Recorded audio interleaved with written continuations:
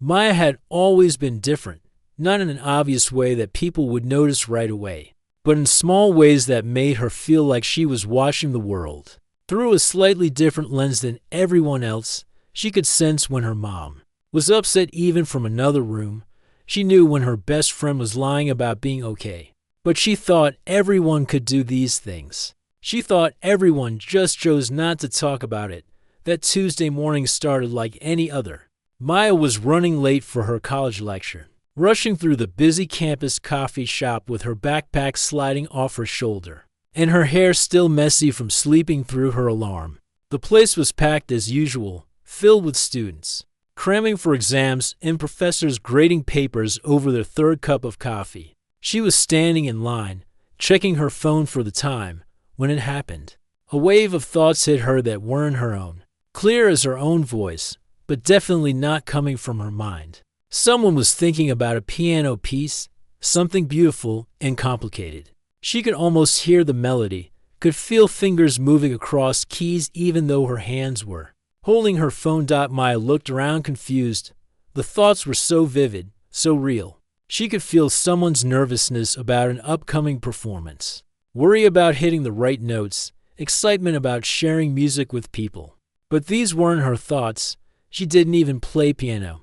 Her eyes landed on a guy sitting alone at a corner table. He had earbuds in, but his fingers were moving slightly against his coffee cup, like he was playing invisible keys. Maya felt her heart skip. Could it be him? As if sensing her stare, he looked up. Their eyes met for just a second, and Maya felt another rush of foreign thoughts. This time, she sensed his curiosity about why someone was looking at him. A brief worry about whether he had something on his face, and underneath it all, a constant stream of musical notes flowing through his mind. Maya quickly looked away, her cheeks burning. This was impossible. People couldn't read minds. That only happened in movies. She grabbed her coffee and found a seat across the room. But she couldn't stop glancing at the piano player. Every time she looked his way, she felt those same musical thoughts, the same creative energy flowing through her head. It was like tuning into a radio station that was broadcasting someone else's brain. The weirdest part was how good it felt. Not just interesting or curious, but actually exciting. Like she was experiencing something beautiful that she never could have imagined on her own. The way he thought about music was different from anything she'd ever experienced. He didn't just hear notes. He felt them as colors and textures and emotions all mixed together. Maya tried to focus on her textbook, but it was impossible. Every few minutes, she'd catch another glimpse into his thoughts. He was thinking about a conversation with his music professor, worrying about whether his composition was good enough. She felt his doubt and his hope at the same time. She experienced his memory of sitting at his childhood piano, the way the bench was too tall for his little legs, the joy he felt when he finally learned his first real song. This had to be her imagination. There was no way she was actually reading someone's mind. But when he suddenly got up and walked to the counter, Maya knew he was going to order another coffee even before he opened his mouth. When he asked for a cappuccino with extra foam, she felt a little thrill of confirmation. Maya spent the next hour pretending to study while secretly observing this strange connection. She learned that he was stressed about a performance next week. She discovered that he wrote his own music and that he was frustrated because the pieces in his head were more beautiful than what he could actually play with his hands. She felt his longing to share his music with someone who would really understand it. The most surprising thing was how much she enjoyed being inside his thoughts. It wasn't like reading a book or watching a movie about someone else's life. It was like temporarily becoming someone else, experiencing the world through completely different eyes. She felt more alive, more connected to something bigger than herself. When he finally packed up his things to leave, Maya felt a strange sense of loss, like a favorite song ending too soon. She watched him walk toward the exit, and just before he reached the door, he turned around and looked directly at her again for a moment. Their eyes locked, and Maya felt something different this time. Not his thoughts, but a feeling that he somehow knew she had been watching him. Not with her eyes, but with something deeper. He gave her a small, puzzled smile, and walked out. Maya sat there for another 20 minutes, staring at her untouched textbook and trying to make sense of what had happened.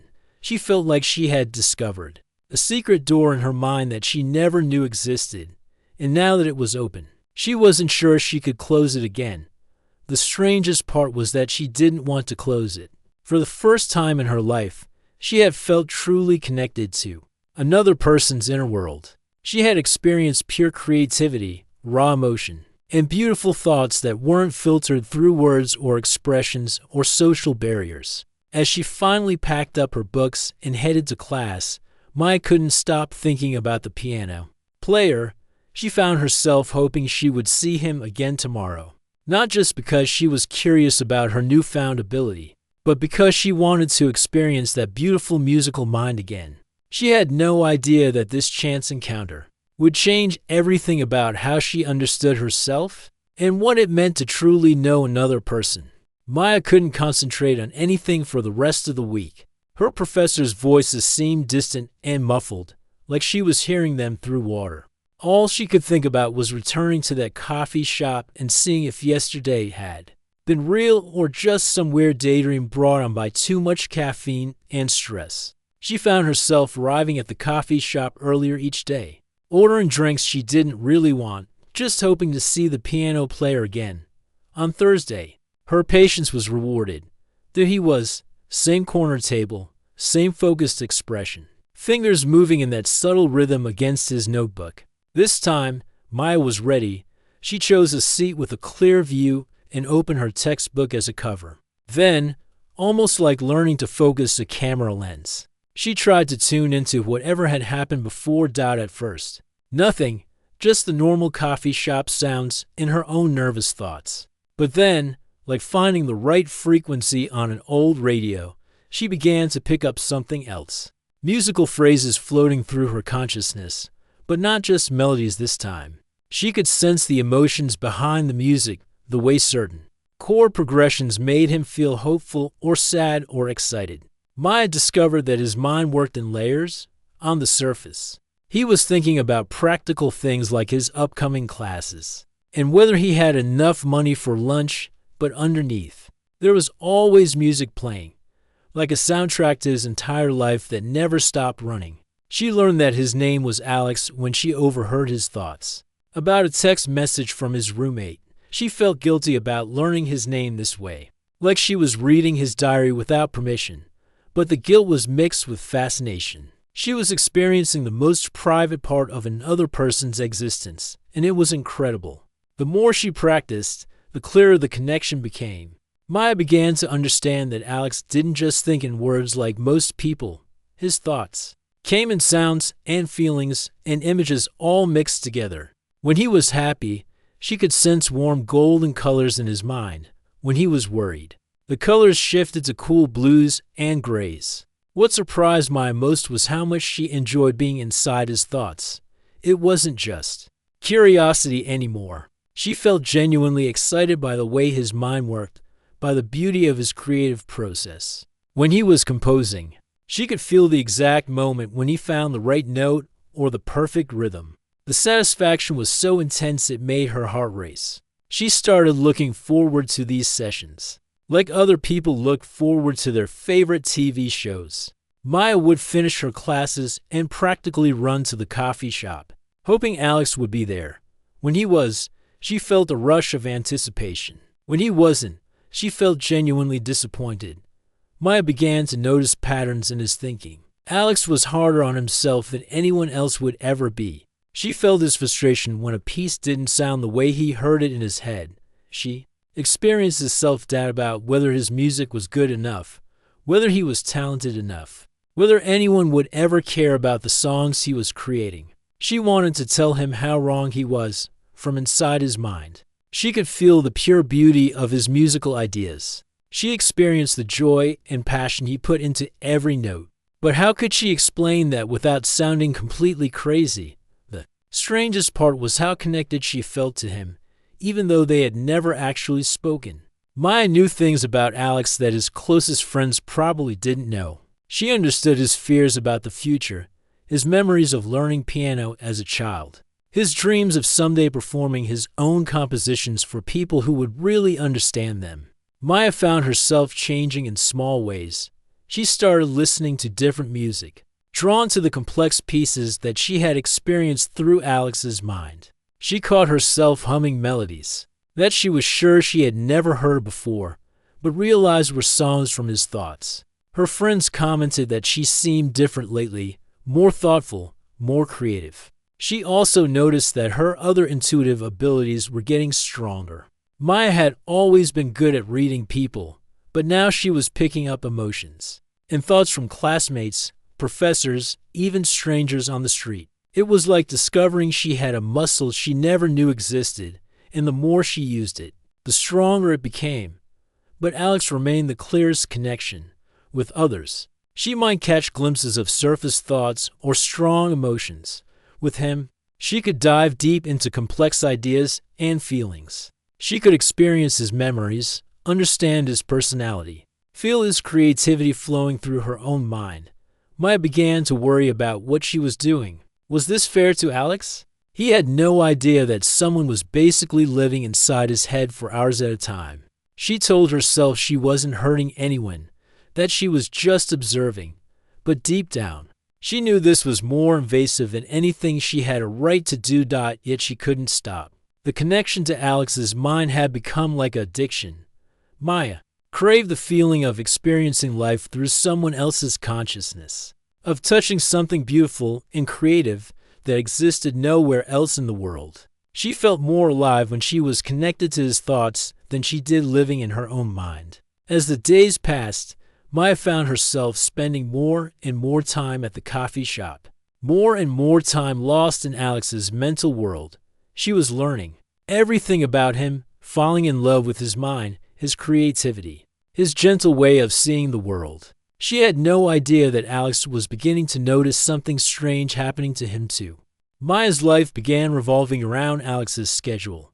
She learned when he had classes, when he practiced piano, when he came to the coffee shop to work on compositions. She started skipping her own activities just to be near him, to experience his thoughts and creativity. Her roommate Lisa noticed the change first. Maya had always been social, always ready to hang out or study together, but now she was constantly distracted, always rushing off somewhere with a dreamy look on her face. "You're acting weird lately," Lisa said one evening as Maya gathered her books to head out again. "Are you seeing someone? You have that look people get when they're falling for somebody." Maya felt her cheeks burn. In a way, Lisa wasn't wrong. Maya was falling for someone, just not in any normal way that she could explain. How could she tell her roommate that she was in love with a stranger's mind, that she spent hours each day experiencing life through someone else's consciousness? "Just been busy with school stuff," Maya mumbled, avoiding Lisa's curious stare. But Maya knew it was more than busy. She was becoming obsessed every day. She arrived at the coffee shop earlier and stayed later. She had memorized Alex's habits, his favorite drinks, the way he tapped his pen when he was thinking. She knew which songs made him happy and which ones made him thoughtful. The connection was getting stronger too. Maya discovered she could sense Alex's presence even before she saw him. Walking across campus, she would suddenly feel that familiar musical energy and know he was nearby. It was like having a built-in radar for his thoughts and emotions. Maya also realized she was starting to influence what happened in his mind. At first, it was accidental. She would be thinking about a particular melody, and moments later, Alex would start humming the same tune. Or she would imagine a certain chord progression, and he would play it on the table with his fingers. Once she understood this was possible, Maya couldn't resist experimenting. She learned she could nudge his thoughts in different directions, could encourage him to think about certain songs or memories. It wasn't like controlling his mind, more like being a gentle current that influenced which way his thoughts flowed. The power was intoxicating. Maya felt like she was participating in Alex's creative process, helping to shape the beautiful music that lived in his head. When she suggested a melody and he developed it into something amazing, she felt a sense of accomplishment and connection unlike anything she had ever experienced. But the boundary between Maya's identity and Alex's was starting to blur in scary ways. She found herself using phrases he used, laughing at things that amused him but had never been funny to her before. Maya started preferring coffee with extra foam, because that's what Alex always ordered. She caught herself walking with the same rhythm as his steps, even when he wasn't around. Her friends were definitely noticing. During study group, Maya would zone out completely, staring into space with a slight smile. When someone asked her a question, she would look confused, like she was coming back from somewhere far away. Earth to Maya, her friend Carlos said during one particularly bad episode, "We're talking about the history exam, not whatever planet you've been visiting." Maya tried to laugh it off, but she was starting to worry about herself. She was spending more time in Alex's headspace than in her own life. Her grades were slipping because she couldn't concentrate on anything that didn't relate to him. She was losing touch with her own interests, her own personality. The scariest part was how good it felt to lose herself in his mind. Alex's thoughts were so much more interesting than her own daily concerns. His creative process was fascinating. His memories were vivid and beautiful. His way of experiencing the world was richer than anything Maya had ever known. She began staying at the coffee shop until closing time, just to maintain the connection as long as possible. Maya would sit there for hours, barely touching her own work, completely absorbed in the musical landscapes of Alex's consciousness. When he finally left, she felt like someone had turned off the color in her world. Meanwhile, Alex was experiencing strange changes too, though he didn't understand what was causing them. He started having incredibly vivid dreams filled with music he had never heard before. He would wake up with complete melodies in his head, ready to be written down.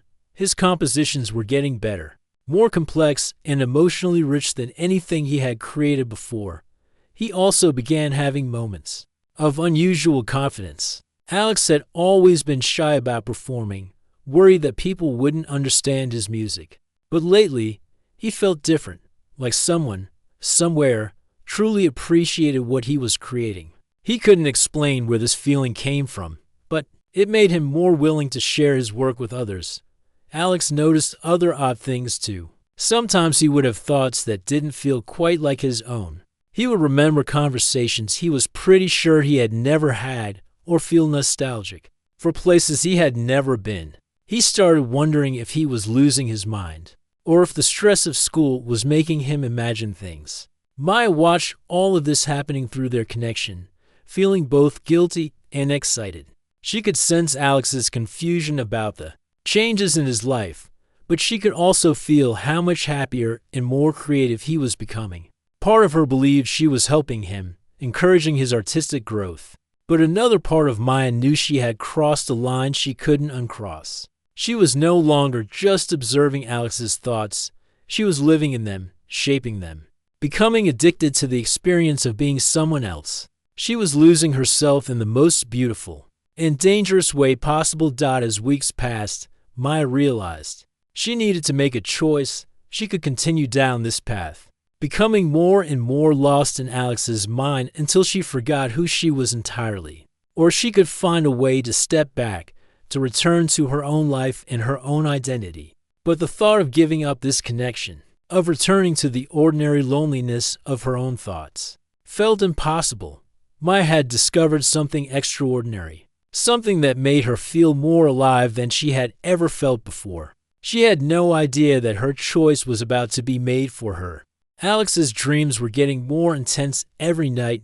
They weren't normal dreams anymore, filled with random images and forgotten memories. These dreams felt real, like he was living in someone else's life. He would wake up with clear memories of conversations he never had, of places he had never been, of feelings that belonged to someone else. The strangest part was that in these dreams, he was always being watched, not in a scary way, but with a kind of warm attention that made him feel understood and appreciated. Someone was there with him, experiencing everything he experienced, sharing every thought and emotion. When he woke up, he felt lonely in a way he had never felt before, like he was missing half of himself. Alex started researching online, Looking for explanations for what was happening to him, he read about telepathy, psychic connections, shared consciousness. Most of it sounded like nonsense, but some articles made him think. There were documented cases of people who claimed they could sense others' thoughts, who felt connected to strangers in ways that couldn't be explained. One afternoon, Alex was sitting in his usual spot at the coffee shop, trying to compose a new piece, when he felt that familiar presence stronger than ever. It wasn't just in his dreams anymore. Someone was there with him, in his waking thoughts, experiencing everything he was experiencing. He looked up and scanned the coffee shop. His eyes landed on a girl sitting across the room. The same girl he had noticed weeks ago. She was staring at her textbook, but Alex could somehow sense that her attention was completely focused on him. Not on his physical appearance, but on something deeper, on his thoughts themselves. Alex felt a chill run down his spine. This was impossible, but the feeling was too strong to ignore. He closed his eyes and tried to focus on the presence he felt in his mind for the first time instead of just experiencing it. He tried to reach back toward it. The result was overwhelming. Suddenly, Alex was flooded with thoughts and emotions that definitely weren't his own. He felt someone's excitement at connecting with his mind, someone's fascination with his creative process, someone's deep appreciation for the music in his head. But he also sensed guilt, worry, and a kind of desperate need that scared him. Alex's eyes snapped open and he stared directly at Maya. This time, she couldn't pretend she wasn't watching him. Their eyes locked, and for a terrifying moment, Alex felt like he was looking at someone who knew everything about him. Every private thought, every secret fear, every personal memory. Maya felt the exact moment when Alex became aware of her presence. In his mind, the shock hit both of them like an electric current.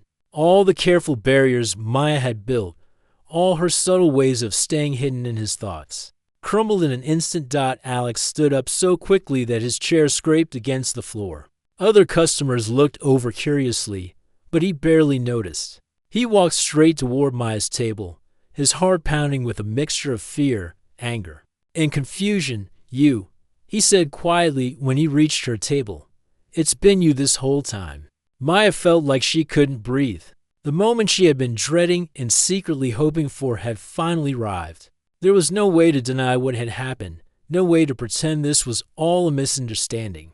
"I can explain," she whispered, but even she didn't know how to explain. Something so impossible. Explain what? That you've been living inside my head? That every private thought I've had for weeks hasn't actually been private? Alex's voice was quiet but intense. That someone I don't even know has been watching my memories, my dreams, my feelings? Maya felt tears starting to form in her eyes. Through their connection, she could sense Alex's emotions, and they were overwhelming. He felt violated, betrayed, confused, and strangely hurt, like someone he trusted had broken a promise he didn't even know they had made. "Please sit down," Maya said. "Let me try to explain. I never meant for this to happen. I didn't even know I could do this until that first day when I saw you here." Alex hesitated, then sat down across from her. Even angry and confused, he felt drawn to her in a way he couldn't understand. Through their connection, Maya could sense his curiosity fighting with his anger. "How long?" Alex asked. "Since that Tuesday when we first saw each other. But Alex, you have to understand, I never meant to hurt you. What I found in your mind, it was the most beautiful thing I've ever experienced. Your creativity, your music, the way you see the world. It's incredible. That doesn't give you the right to just take it," Alex said. But Maya could feel his anger, starting to mix with something else. Confusion, yes, but also a strange kind of recognition. "I know," Maya said quickly. "I know it was wrong. But Alex, the connection between us, it's not just me taking from you. You've been reaching back. In your dreams, in your thoughts, you've been aware of me too." Alex wanted to deny it, but he couldn't. He had felt someone there with him, had even found comfort in that presence.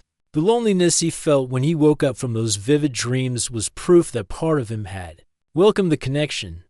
"What are you?" Alex asked. "How is any of this possible?" Maya took a shaky breath.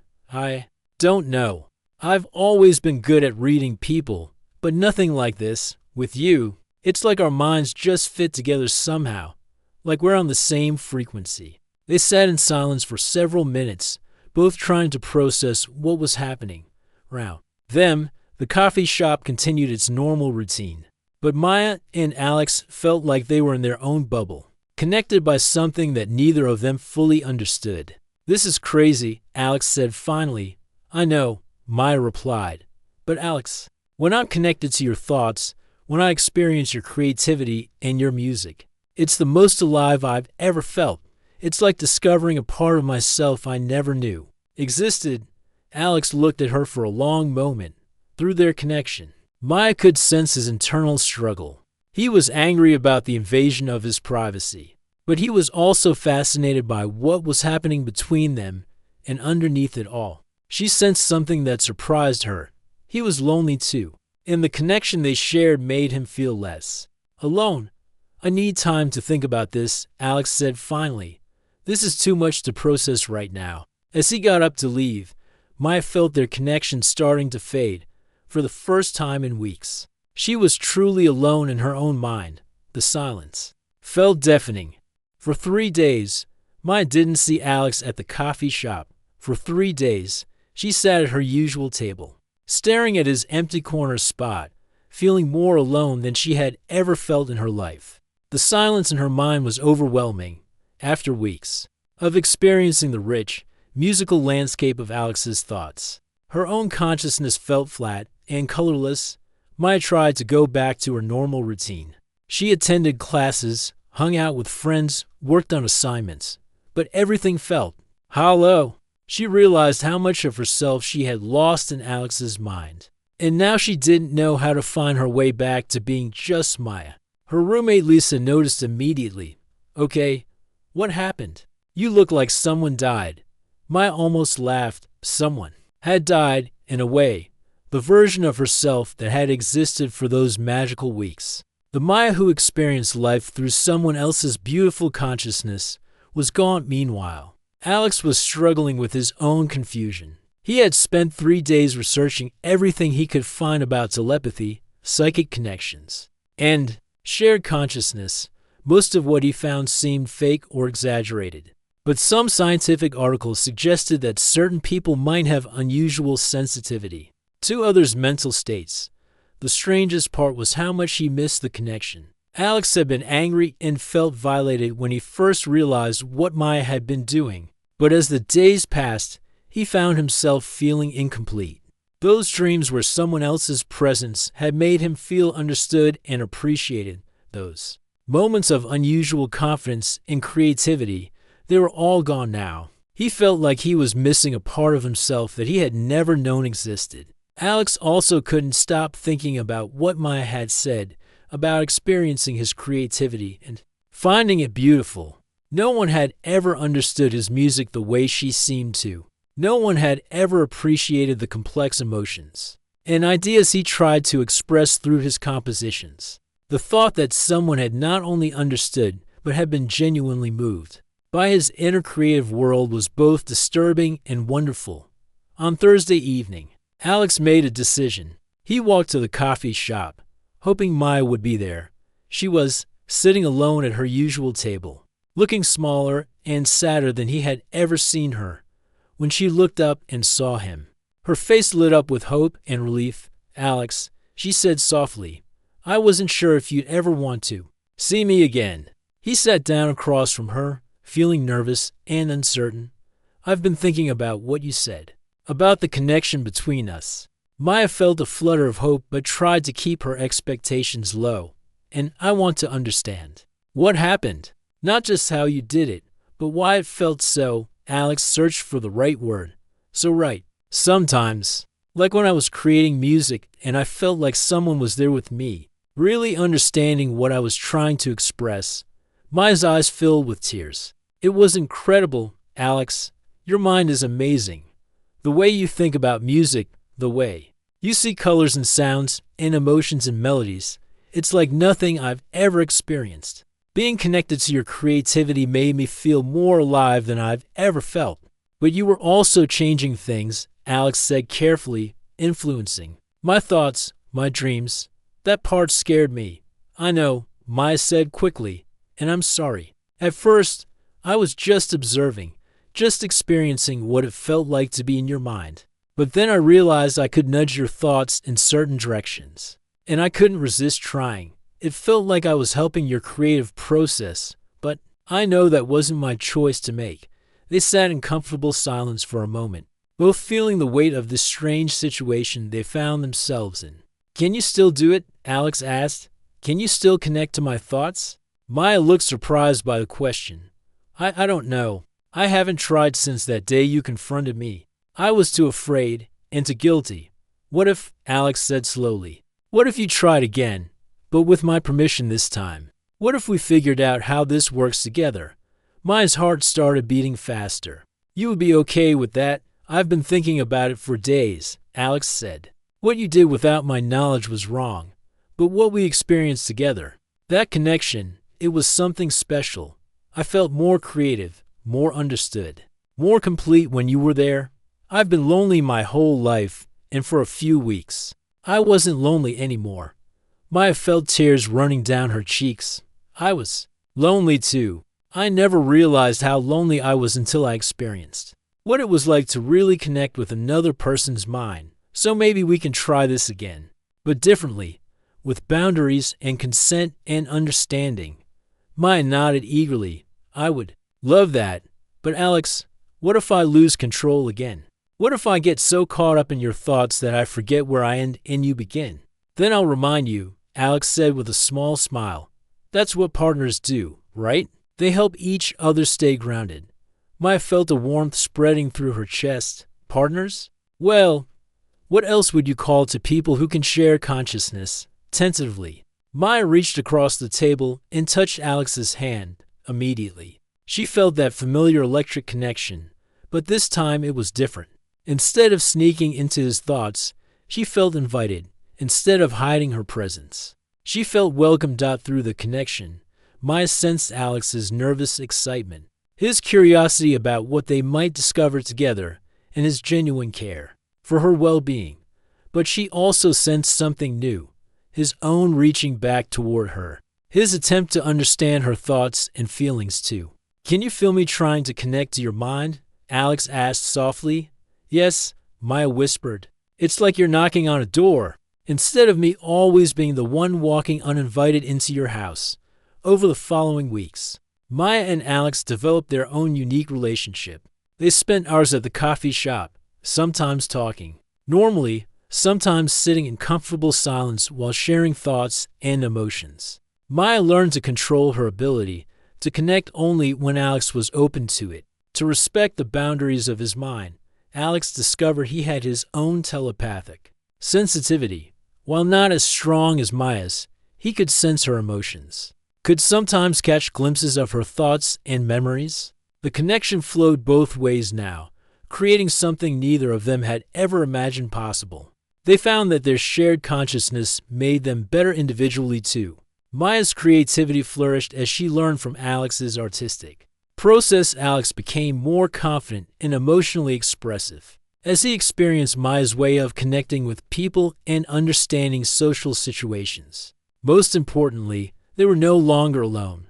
They had found something that most people never experience: true understanding, complete acceptance, and a love that existed not just between two separate people, but within a shared space of consciousness that belonged to both of them. Maya and Alex had discovered that the deepest human connection wasn't just about being with someone who understood you. It was about finding someone whose mind could touch yours, whose thoughts could dance with yours, whose consciousness could merge with yours while still allowing both of you to remain beautifully, individually human.